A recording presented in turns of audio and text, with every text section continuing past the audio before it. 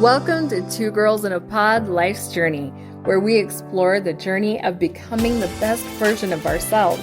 Join me, Christy, and my partner Sharon, a licensed professional counselor for over 20 years, as we dive into conversations with inspiring individuals who've overcome obstacles and achieved their goals.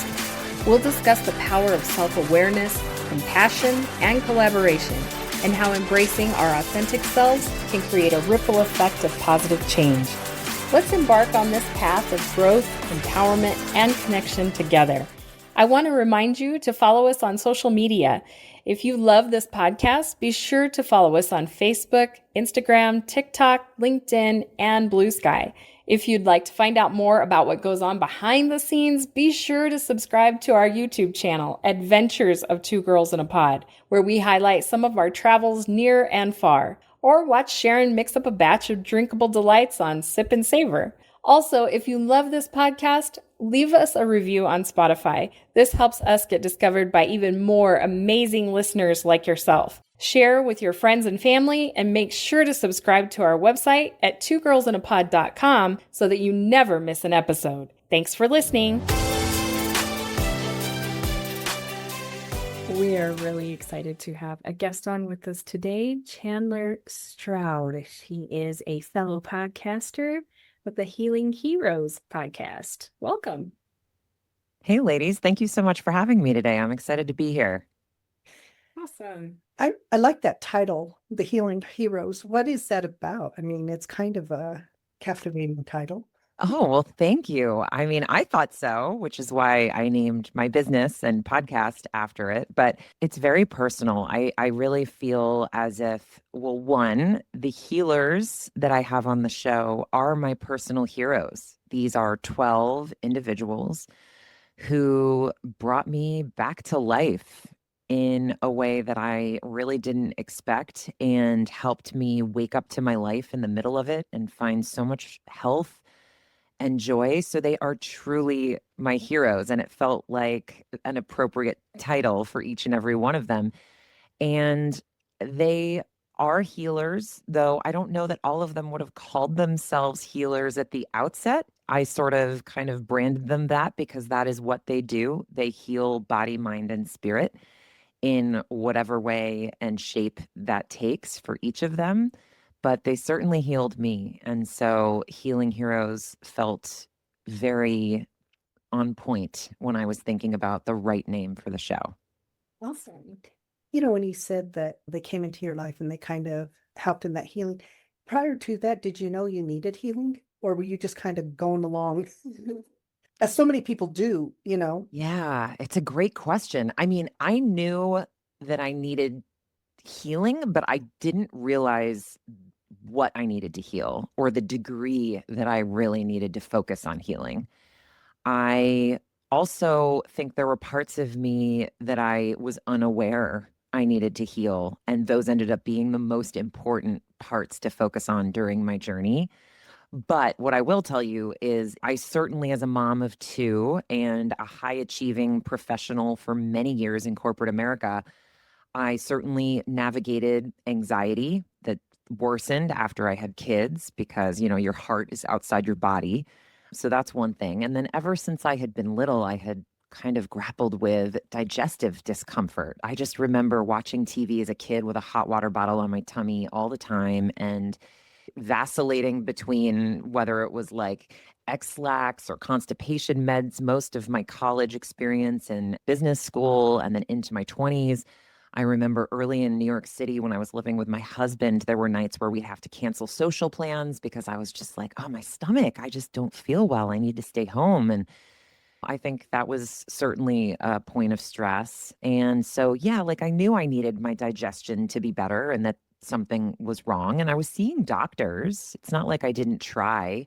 At one point, I had reflux, or someone was like, maybe you should take kind of a Miralax type thing. Like there was always an answer for it in the short term. But I think what healing and being open minded brought me was the understanding that we don't just digest the food we eat, we digest our lives, our emotions, our relationships. And it is incredible. I think the most profound thing I learned along the way, how your emotional state dictates your physical one.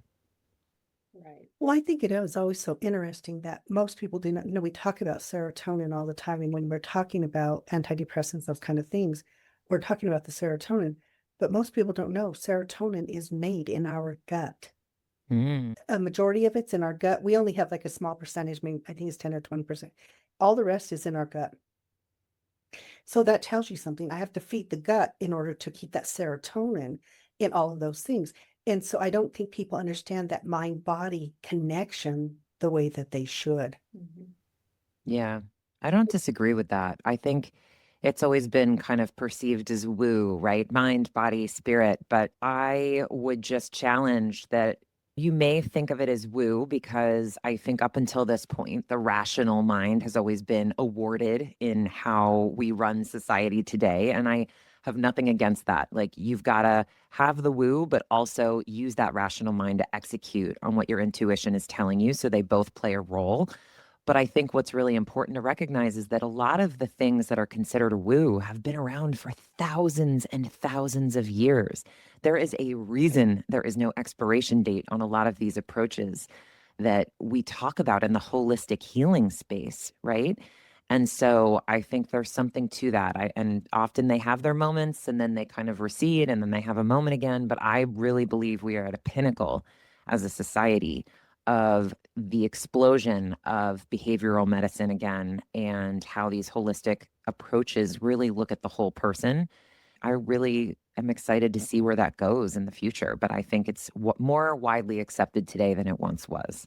Yeah, definitely. Because I think that with society and the way that we have been running things, it has created this thing of not trusting our intuition.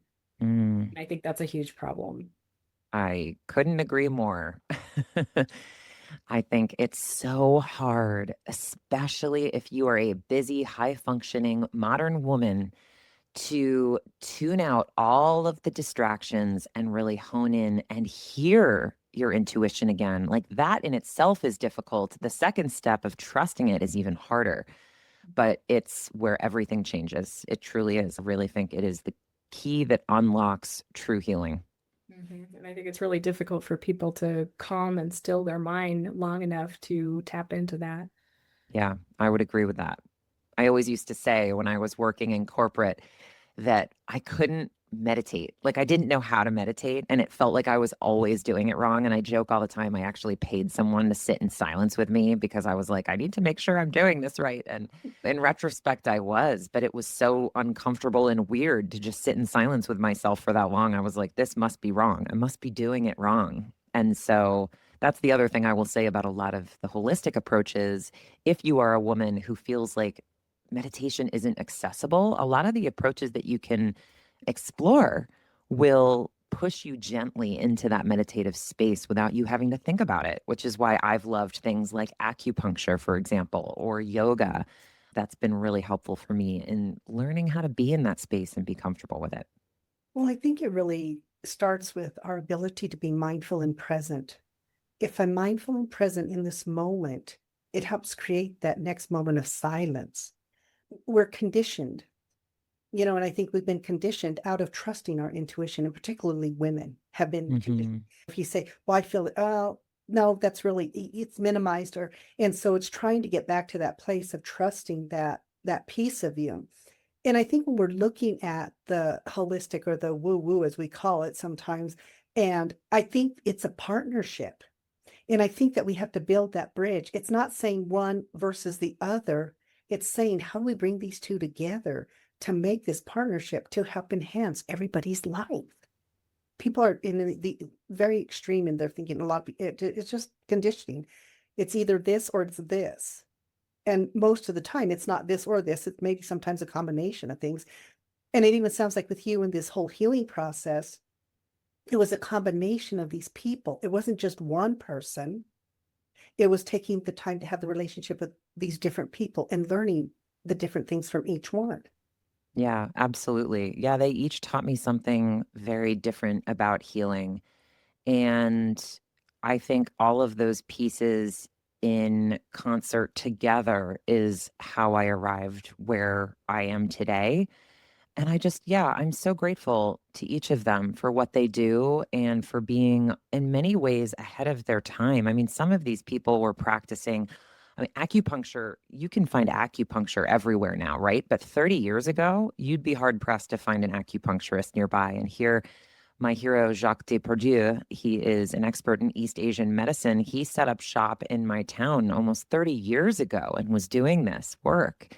And I just really applaud them, many of them who have been, doing and practicing in this space for 20 plus years back when people thought they were crazy. And their intuition said, no, you're not crazy. Keep doing this work, keep helping people, it will make sense someday. And sure enough, they're all so fulfilled by what they do. And now I see such a need for their work in the world. Now, from all of that, you created the Healing Heroes. Talk about that. What is that for you? What is your business? And, it sounds like it's kind of that thing of paying it forward. These people helped you, and now it's kind of like, what am I able to do? Yeah, that's exactly it. I mean, I felt so different after working with these individuals, these healers, my board of advisors, as I like to call them. I just felt so different. And it's such a gift to wake up to your life in the middle of it the way I've been able to. And once you've experienced that shift and you understand how to guide people in their own paths, you can't not do that work. I mean, it drives me. It's like I want to help every woman who feels stuck, lost, like she doesn't have purpose, like she's living for everyone but herself. Like I have been there. And I think oftentimes it's subconscious. I think a lot of times women are go, go, go, achieving, achieving, achieving. They know they're exhausted. They know they're burned out. Maybe they're dealing with anxiety. Maybe it's as simple as like, I just want to stop yelling at my kids as much as I do. Why do I get so angry so quickly? Right? I want to help that woman. I want to help her, to your point, learn how to get more present in her body so she can tap into that intuition, so she can hear it again, so she can know why she was here, put here on this earth, and what drives her and what her purpose is, so that she can go do that work and have that ripple outward. Because when you are doing the work that you were sent here to do, that is energy you can't fake. That will impact your children, your spouse, your community, your friends. Like a woman coming home to herself will impact communities in ways that people can't even understand until they see it for themselves. Energy is everything. That is one thing I've learned. And I just think it's so important to help women remember who they are so that they can act from that place, because that is truly how we start changing the world, in my opinion. And become more fulfilled ourselves. I think it's a great message and something that is definitely needed. I think so. I think we've gotten so far away from being present in our bodies. I think we're living in our mind all day, every day. And I think the goal, like, there's always going to be external distractions. There's always going to be technology. Your life is hard. You're always going to face hardship, grief, right? There's just things that you can't control.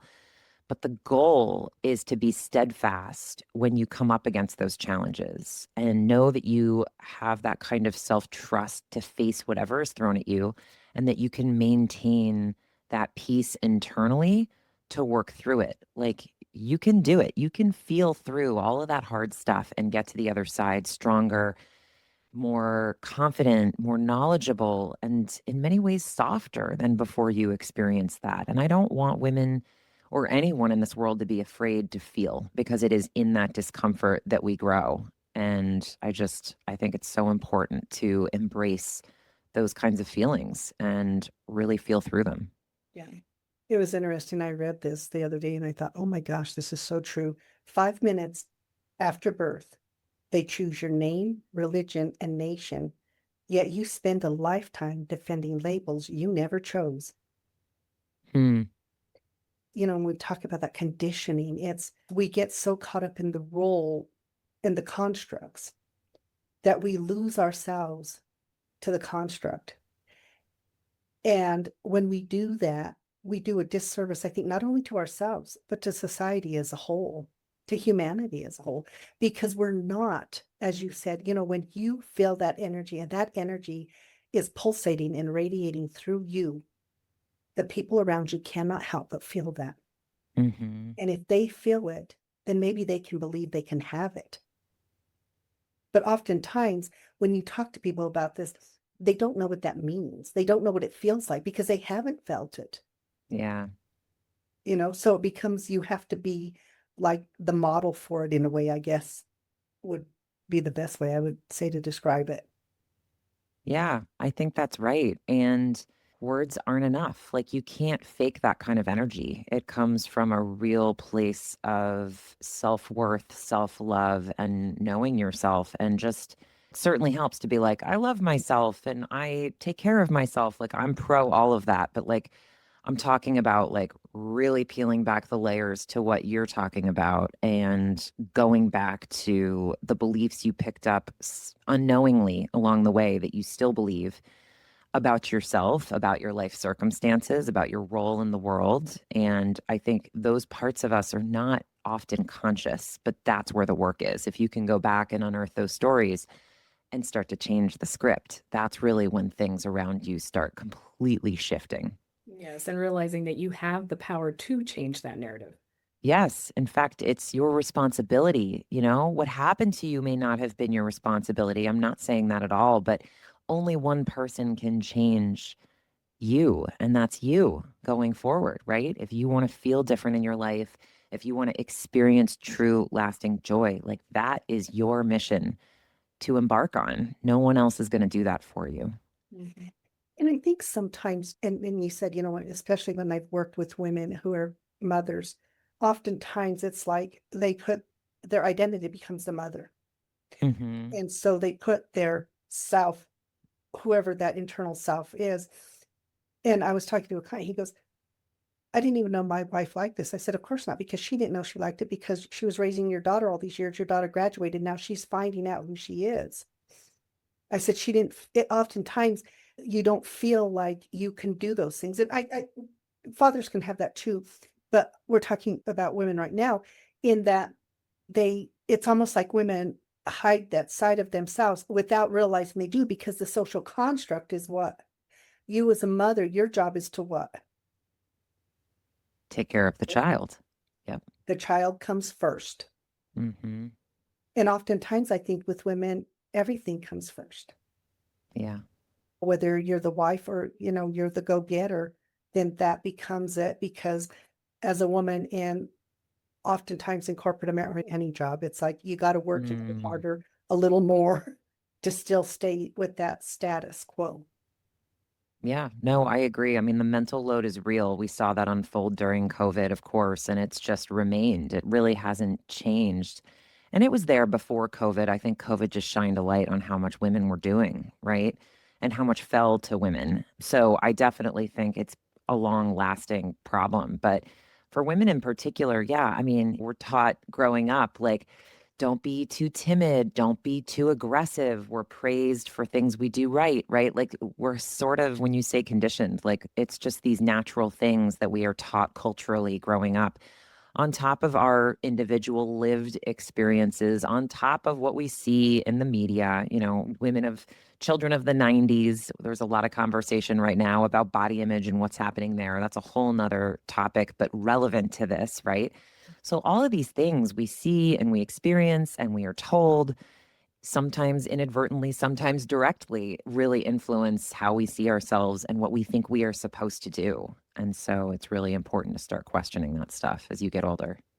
So for you, what do you think was the pivotal thing for that pivotal moment where the light went on for you? For so many women, I unfortunately think it's a major life event, something that kind of shakes them awake. Like, you've been going, and then all of a sudden there's like a crack in the glass, and you see, oh, wait, things can't be like this forever. And that can be a number of different things. It can be an illness, a divorce, something tragic happening. For me, it was my father getting diagnosed with essentially leukemia. which he later passed away from. But I think that was sort of the straw that broke the camel's back in terms of my physical symptoms, like the emotions that I was experiencing unknowingly. Like, of course, I knew I was sad about it and I was stressed, but I don't think I realized the toll it was taking on my body, except for how it was showing up in my digestive system.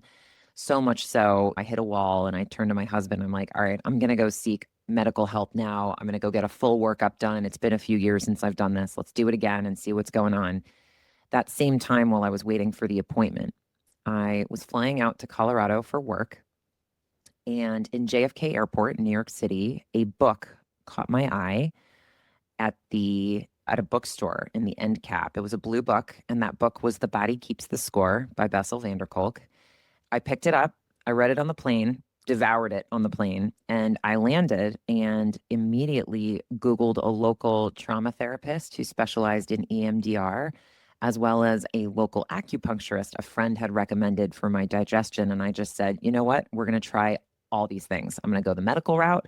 I'm going to do the therapy, but like there's something here. Maybe my emotions are creating this physical discomfort in my body, and I need to explore that further. And that was it. I started peeling back the onion, and one healer led to another until suddenly I had seen all 12 of my healers and realized that women could benefit from this kind of education, knowing what exists and how to do the work.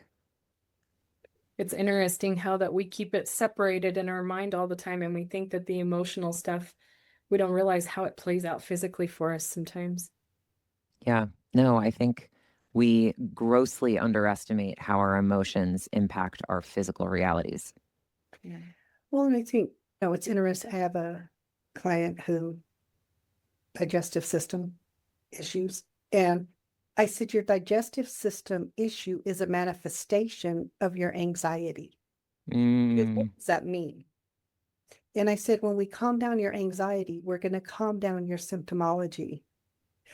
And she goes, well, I don't know how that's anyway. So fast forward, she has very little symptomology because now she's learned that when the anxiety comes on, if she shuts it down and uses her tools, that she also shuts down the symptomology of her gastric system, that symptomology that's taking place there. And I think oftentimes we have to understand that our body, our stress level will, once we get to a certain point of stress, if we do not pay attention, our body will make us pay attention. yeah. It's like, let's not get to that point. What are the things that we can do that are going to circumvent some of that so we don't have these discomforts? We don't have to have these discomforts in order to say, oh, yeah, well, I guess this is pretty bad. I've been kind of sick for 4 days out of the 7 days, maybe for 3 months. Maybe it's time to change. And when you think about it, it's crazy how often we'll put off even going to the doctor when it's already to that point where it's a physical thing that's impacting us. And we won't even do that, let alone realize the stuff that we could be working on to even prevent that stuff from happening. So working on the emotional stuff and the things that are impacting. Yeah, no, I agree. I just think most people don't realize that the emotional turmoil is what causes a lot of these chronic illnesses and really severe sicknesses that we see crop up all the time. And I wish people knew that there's really a way to change. Like your body can heal itself. You can heal yourself. You just have to believe that and really go deep and do the honest work to get to the other side of that. But it is not an overnight quick fix. And I think that's the other reason people don't really jump in and get excited about it, because they know that it takes time, right? It's not as quick as a pill or a prescription. And I think the problem is I'm very pro modern medicine on the show. And I think there are times when medication is absolutely necessary, and I support women taking it as they need it. I just want women to understand that it's a short term band aid solve. Like, if you want to get to the root issue, you've really got to go on this journey. And I think sometimes people don't want to too, because it can seem like such a lonely journey if they feel like that they don't have the support surrounding them to really do that introspect. Yeah, no, I think that's absolutely true, which is why the two things I always tell women is like, create a tribe of your own healers. Find your own healing heroes. It could be two, it could be 10. I mean, it's truly up to you, but find people that support you and make you feel safe and comfortable to do that work. And then the second piece I'm actually trying to do with the launch of our digital community, the Happiness Academy, in January of 2026, which is bring women together who are doing this work so that they are held by other women doing it, but also have access to my heroes and encouraged to create their own tribes of heroes as they embark on journeys of their own. So I do think the loneliness factor, feeling like they're in it by themselves, is certainly something that I'm trying to help support them with through the launch of the community in January. I also think we're talking about that where you talk about the long-term piece of it. And I always remind people when I meet with them, I'll tell them, we're not going to fix this in a week. And or, well, how long is it going to take? Well, Oh, yeah.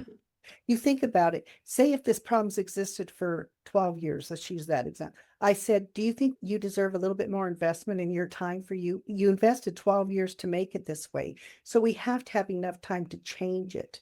And I think that's the piece. They don't realize the amount of time they have invested until you bring it to the conscious awareness. Oh, what do you mean? How long have you been this way? A while. Okay, then it might take a little while to change it because that conditioning is so ingrained in us. And Hmm. it's that thing. And I would say, you need to make the decision today. Am I going to invest in me as much time as I invest in? Think about, I'll tell them, what is the thing you invest in? It might be, oh, say shopping, whatever it is. It can be something small, but it's a lot of investment. I said, you invest that time.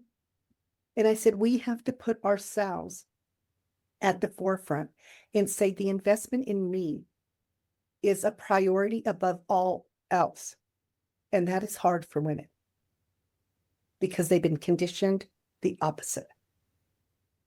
So creating a community where women can come together, share those stories, encourage. And as Christy said, that there is a sense of loneliness if you feel like you're on this journey alone. But what people have to understand is nobody's on this journey alone unless it's by Hmm. choice. And you're still not on it alone if you Exactly. really want to get woo. But Exactly. we all have spirit guides, everyone. They are here. You have a few of them assigned at birth. I really believe that. And they are there supporting you and will speak to you if you go deep enough to listen. The signs are everywhere. So many books I can recommend in that space if anyone's interested. But yeah, that's been really helpful too, is just knowing you're not alone. Like other women are going through the exact same thing. We just don't always talk about it because for a lot of reasons. I think we're scared to. It isn't seen as appropriate in a lot of places. I think it's just sometimes hard. We're taught that it can be a sign of weakness, but it's really not. It's really not. Vulnerability is where you really start to connect with other women. And doing this work, my relationships with my friends have deepened in such miraculous ways. And I'm so grateful for that. But don't be afraid. Don't be afraid to share. I mean, someone is always going through something similar. And beyond that, there is higher forces at play also guiding you on your journey. We are spiritual beings, it's our birthright. And it's just a matter of remembering that. I think that's what life is. It's a journey of remembering. Yeah. I think that it's really cool that we have so many podcasts now that are starting to look at this. And I think it's a great place for, these conversations to happen and bring that awareness to more people. I think so. I think so. I mean, it is hard to put words to how important it is to believe in something bigger than you.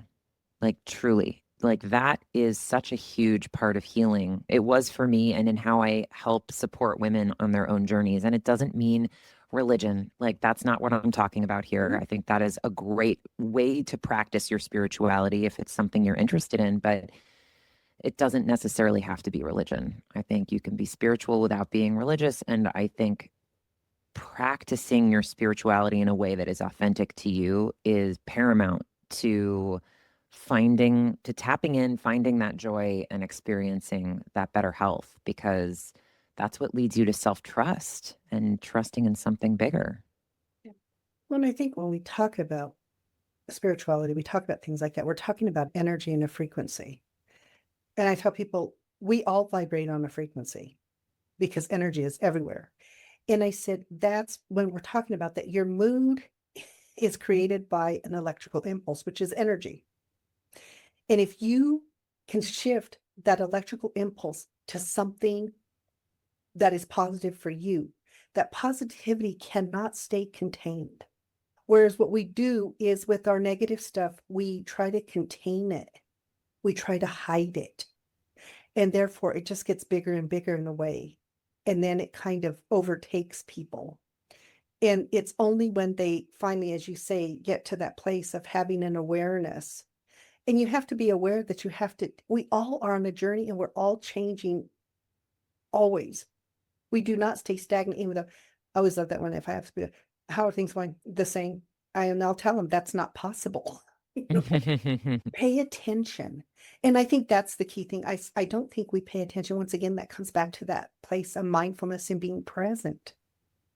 Because when we're mindful and we're present, then you will tap into those spirit guides, that energy, that spirituality. But it's really hard to experience that and know that when there's too much chaos going on. Yep. And there's a lot of messages from the outside world, and we're just so bombarded with it sometimes. And I know, like in some of the previous episodes recently, we've been talking about, how consumerism drives so much, and just there's so much distraction and everything from that inner world that we have, and it takes us away from that inner peace. And that's why there's so many modalities and approaches out there that can bring you back quickly. I mean, every woman needs a toolkit of approaches you can use to tune back in, be present, find peace when you need it. And that's what we're doing. We're trying to empower women to find a set of tools that are authentic and enjoyable for them so that they don't feel like work. It's like, oh, you're having a stressful day at work. Like, you have a whole spectrum of different behaviors or things you can try to snap yourself out of it. It can be a 5-minute breath work practice you go do in the bathroom of your corporate office or behind the closed door of your office if you're lucky enough to have one. Or it could be a 30-minute practice where you find a park and go for a walk and say a mantra. Or there's just so many different ways women can calm their nervous system and find that peace. And that's really the mission, is just like empower them to find what works for them so that they can achieve that state of peace and not be knocked off their balance from technology, deadlines, children, responsibilities, all of the things that we know so well. Well, I love that when you said those tools, and medication is a tool. And I tell Absolutely. people, a medication is a tool. It's not the end all to beat all. I said, taking a medication is not going to change those lower things. It's not that it's a surface thing, but it's only used as a tool in order to calm everything down so you can learn to do all of those things on your own. Mm-hmm. And it's like everything else, where we learn meditation, when we learn mindfulness, when we learn all of those different things that they're capable. You even talked about sometimes when you're in those stressful situations and you can't get away. I always tell people, sometimes having a hard piece of candy, just throw it in your mouth and become mindful of it. Nobody knows you're doing it, but you're mindful of it. So it starts to slow you down because you're not using your brain. You're using one of your other senses. And anytime we can go from brain to our other senses, or sometimes I tell them, have something that has texture that you can have, that becomes kind of that tool you can use when you can't run away. I got to get away from here, but you can't. Find those little things, and they don't have to be big. No. Simple little things we can use to really do a little bit of a reset for us. Yep. Absolutely. I totally agree. What has been the tool that you find has been the most effective for you? Oof. I don't know if I can answer that. I really don't. There's a few things that I would put at the top of the list, but every single modality and hero I have on the show played a critical role. Like, I would not be here feeling the way I feel in my life if even one of them was missing. I really wouldn't. There's certainly things I practice more regularly, like weekly versus monthly, versus bi-weekly, things like that. I'm pretty consistent with therapy and EMDR and acupuncture, yoga, meditation, things like that are a little bit more accessible. But I still on occasion, oh, and accountability. I move my body every day. But on occasion, I still do mindset coaching and I call my psychic medium for intuitive guidance and I check my horoscope and I go get my body rolfed or I try myofascial release. Like, these are all the things that we talk about on the show so that women know what they can put in their toolkit. Spirituality is very high on that list. Very, very high on that list. And if I, for whatever reason, can't make it to church on a Sunday, and my church over time has evolved. As a kid, I was Episcopalian. We'd get dressed up. We go to the Sunday service and it's choirs and it's a big, beautiful stone church. Gorgeous. But it didn't speak to my heart the way this new service I found at the same church, Sunday evenings, come as you are, come in jeans with my kids. It's a band, it's modern music. And I feel something when I'm there. And that's how I knew it was right. So I found something that worked for me. And even when I can't make it on Sundays, like I'm praying in the morning on my walk outside in nature or before I close my eyes at night. And it's really helped me connect with something bigger. So my spirituality has been, is probably very close to the top of the list. I think sometimes people forget when we have those situations where we feel like maybe you're not doing the conventional thing of, say, going to a brick and mortar church. And so you've done it, but then for whatever reason, you kind of step away, and had a client who she was trying to find herself, stuff like that. And they moved to Colorado. And she said, I never hiked. And she said, so one day I said, I'm going to go hiking. And she said, when I go hiking, she said, there's such a feeling with me. And then she said, well, my husband feels I've gotten away from God and all of this. And I said, honey, you're walking with God every day you go on your hikes. And she goes, what do you mean? I said, what does that feel like in comparison to when you were doing this? And she goes, oh my God, it's almost the same. I said, we find our spirituality, I said, in multiple places. I said, I don't think a spiritual being is attached to just one place. I said, that's the beauty of it. I said, you have to look for that spirituality and see it all around us. And it's something that should be a part of us always. And it is. Yeah. But once again, she was so stuck in that social construct of the way that you're supposed to do it. And even when she talked to her, it was, oh, okay.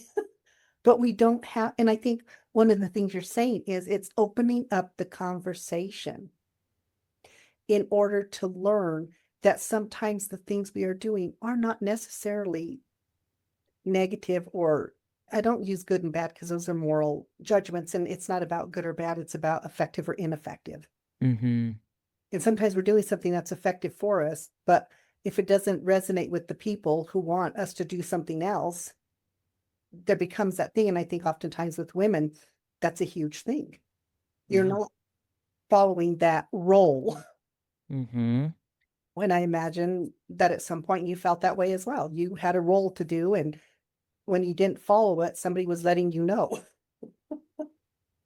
Yeah, but that is the work on the journey, right? Is to start realizing that the way you're living your life is due to a set of beliefs that you inherited, picked up, or chose.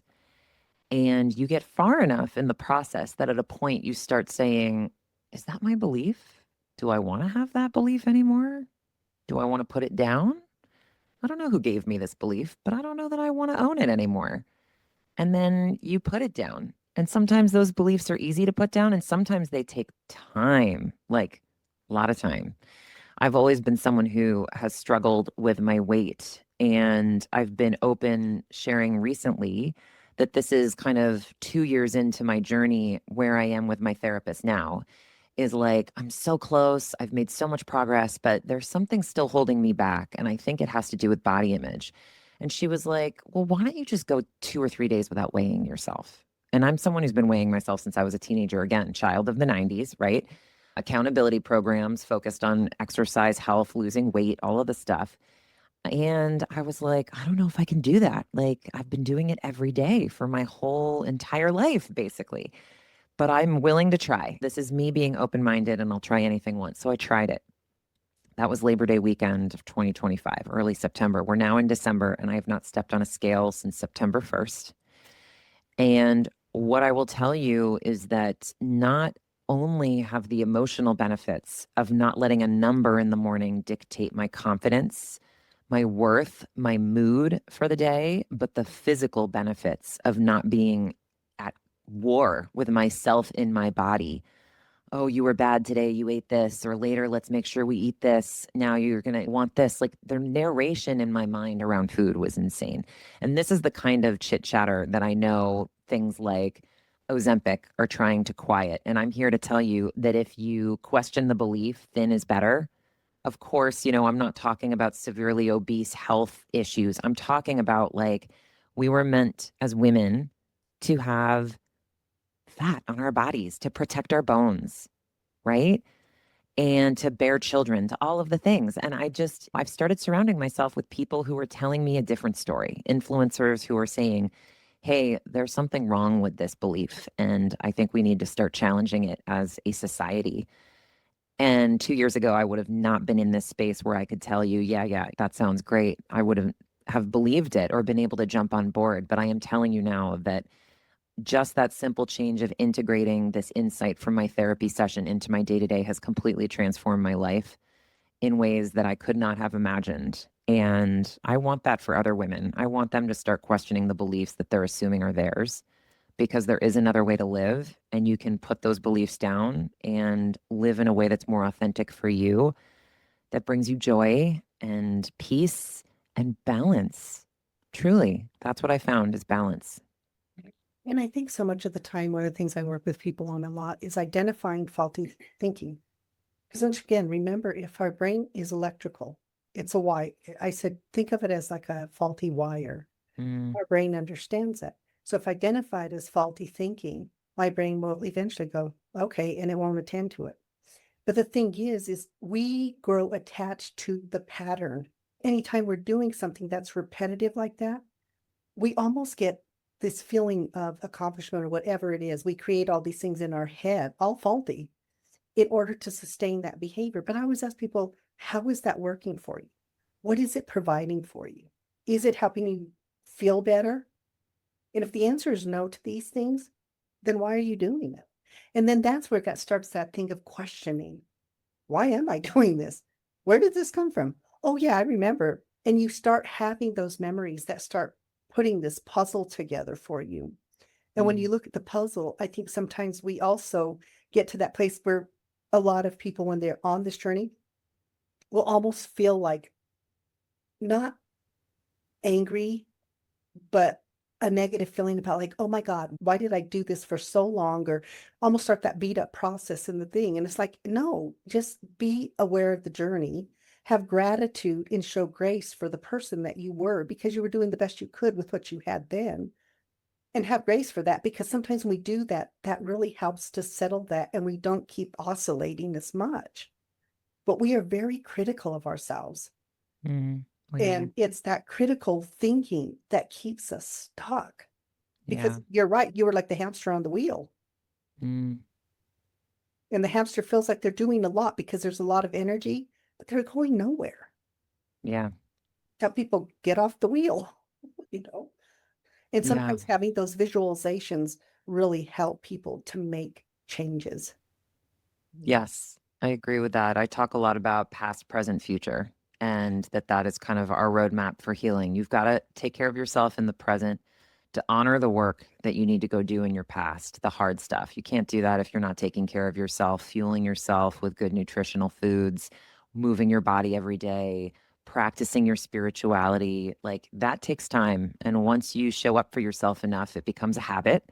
And then you can go do the hard stuff. But you're not going to want to move forward until you have a vision of what could be. So knowing what your future looks like and not living on autopilot is a very important piece of that puzzle that so often we downplay or miss or don't think of.